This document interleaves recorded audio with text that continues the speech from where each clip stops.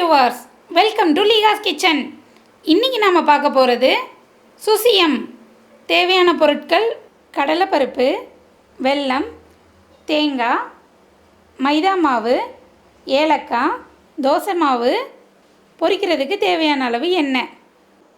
முதல்ல கடலைப்பருப்பை நல்லா வாஷ் பண்ணிவிட்டு குக்கரில் ஆட் பண்ணிக்கோங்க.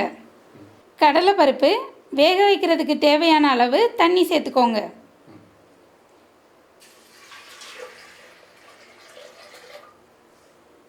இது 3 விசில் வர வரைக்கும் வேக வச்சுக்கோங்க.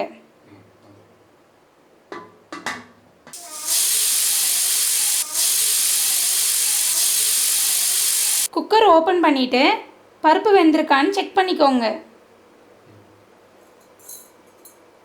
பருப்பை தண்ணி இல்லாமல் நல்லா ஃபில்ட்ரு பண்ணி எடுத்துக்கோங்க.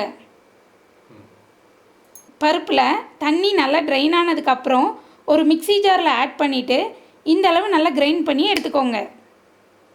ஒரு கடாயில் தேங்காவை சேர்த்துட்டு நல்லா ஃப்ரை பண்ணிக்கோங்க.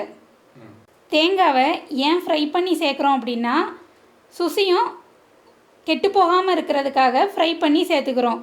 அப்படியே சேர்த்தோம் அப்படின்னா சீக்கிரமாக கெட்டு போயிடும். தேங்காய் இந்த அளவு நல்லா ஃப்ரை ஆனதும் எடுத்து தனியாக வச்சுக்கோங்க. தனியாக ஒரு பாத்திரம் எடுத்துகிட்டு அதில் நம்ம எடுத்து வச்சுருக்கிற வெல்லத்தை ஆட் பண்ணிக்கோங்க. அது கூட 1/4 கிளாஸ் அளவு தண்ணி ஆட் பண்ணிக்கோங்க. வெல்லத்தை நல்லா ஹீட் பண்ணி அதை ஃபில்ட்ரு பண்ணி எடுத்து வச்சுக்கோங்க. அப்போ தான் அதில் ஏதாவது டஸ்ட் இருந்ததுன்னா நம்ம ஃபில்ட்ரு பண்ணும்போதே செப்பரேட் ஆயிரும். இப்போ ஒரு கடாயில் வெல்லப்பாகை ஆட் பண்ணிக்கோங்க.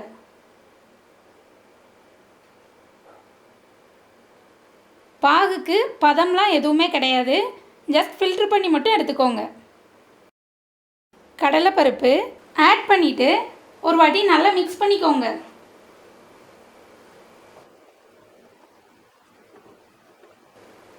இது கூட ஃப்ரை பண்ணி வச்சுருக்கிற தேங்காவையும் ஆட் பண்ணிக்கோங்க.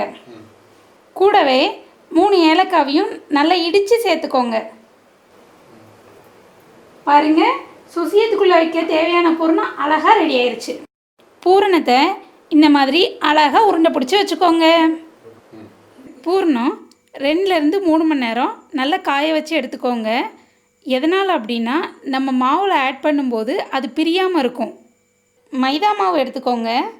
அது கூட ஒரு கரண்டி தோசை மாவு ஆட் பண்ணிக்கோங்க.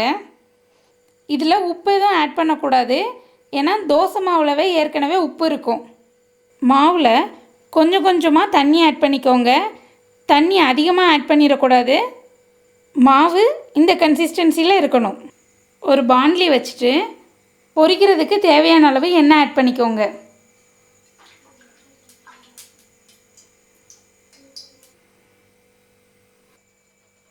எண்ணெய் காஞ்சதும் அதில் ஒரு உருண்டையாக எடுத்து மாவில் நல்லா டிப் பண்ணி பொரிச்சு எடுத்துக்கோங்க.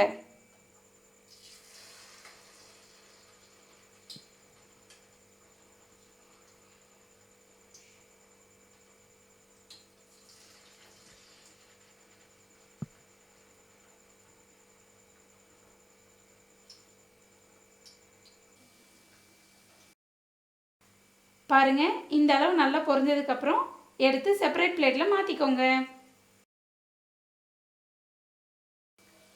சுட சுட சூப்பரான சுசியம் ரெடி. உங்களுக்கு இந்த ரெசிபி பிடிச்சிருந்ததுன்னா கமெண்ட் பாக்ஸில் கமெண்ட் பண்ணுங்கள். மறக்காமல் சப்ஸ்கிரைப் பட்டனை ப்ரெஸ் பண்ணுங்கள். Subscribe to Liha's Kitchen. Stay tuned. Bye-bye.